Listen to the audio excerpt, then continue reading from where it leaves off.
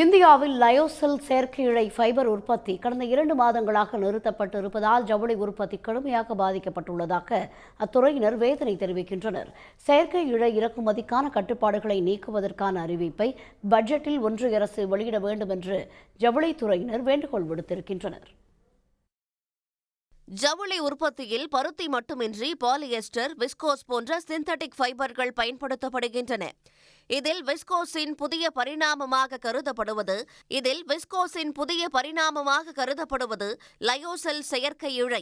இந்திய அளவில் ஒரே ஒரு நிறுவனம் மட்டுமே லயோசெல் உற்பத்தி செய்து வரும் நிலையில் அந்நிறுவனமும் ஆலை பழுது காரணமாக உற்பத்தியை நிறுத்தியுள்ளது. இதனால் 2 மாதங்களாக லயோசெல் தட்டுப்பாடு ஏற்பட்டு தமிழ்நாட்டில் மட்டும் 40% நூற்பாலைகள் மற்றும் அவற்றை நம்பி செயல்படும் ஓஏ மில்களில் உற்பத்தி பாதிக்கப்பட்டுள்ளது. 20% நூற்பாலைகள் விற்கும் நிலைக்கு வந்திருப்பதாகவும் ஜவுளித்துறையினர் கூறுகின்றனர். விஸ்கோஸ் பாலிஸ்டர் தட்டுப்பாடு உள்ளது. இந்த தட்டுப்பாடு நீங்கினால் மட்டுமே நாம் $100 பில்லியன் என்ற ஏற்றுமதி இலக்கை விரைவாக அடைய முடியும். இப்போ யூனியன் கவர்மெண்ட் இதில் என்ன ரூல்ஸ் இருக்குது, என்ன பண்ணாங்க? யூனியன் கவர்மெண்ட் கடந்த வருடத்தில் இந்த QCO என்ற நடைமுறை இல்லை. நாங்கள் எளிதாக இறக்குமதி செய்து கொள்ளலாம். ஆனால் கடந்த 6 மாதங்களுக்கு முன்பு இந்த விஸ்கோஸ் ஃபைபருக்கு குவாலிட்டி கண்ட்ரோல் ஆர்டர் என்ற ஒரு QCO பாலிசியை நடைமுறைப்படுத்தி ஸ்பின்னிங் மில்களும் ஓஏ மில்களும் இந்த விஸ்கோஸ் ஃபைபரை வெளிநாடுகளிலிருந்து இறக்குமதி செய்ய முடியாமல் போய்விட்டது. இந்திய தரக்கட்டுப்பாட்டு நிறுவனத்தின் தரக்கட்டுப்பாடு சான்று பெற வெளிநாட்டு நிறுவனத்திடமிருந்து மட்டுமே விஸ்கோஸ், பாலியஸ்டர் உள்ளிட்ட செயற்கை இழைகளை இறக்குமதி செய்ய வேண்டும் என ஒன்றிய அரசு கடந்த 2022 புதிய விதிகளை அமல்படுத்தியது.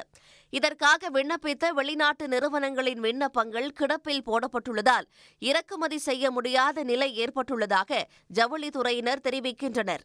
இறக்குமதி செய்ய முடியாததால் சர்வதேச சந்தையில் குறைவான விலைக்கு செயற்கை இழைகள் கிடைத்தாலும் உள்நாட்டில் ஒரே ஒரு நிறுவனத்திடமிருந்து கூடுதல் விலைக்கு வாங்கும் நிலை உள்ளதாகவும் புகார் எழுந்துள்ளது.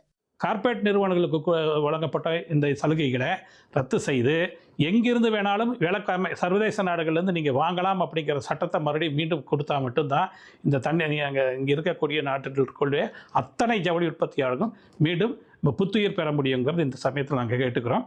ஒரே ஒரு கம்பெனி மட்டுமே தான் இந்த விஸ்கோஸ் இந்த 140 கோடி மக்களுக்கும் ஒரே ஒரு விஸ்கோஸ் நிறுவனத்தில் தான் நாங்கள் வாங்க வேண்டிய நிலை இருக்குது.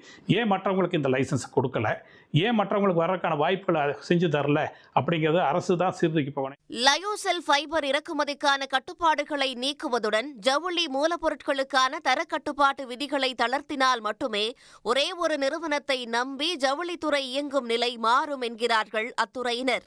ஒன்றிய அரசின் பட்ஜெட்டில் தங்கள் கோரிக்கை நிறைவேறுமா என எதிர்பார்த்து காத்திருக்கிறார்கள் கோவை ஜவுளி உற்பத்தியாளர்கள். உடனுக்குடன் செய்திகளை தெரிந்து கொள்ள சன் நியூஸ் பெல் ஐகானை கிளிக் பண்ணுங்க.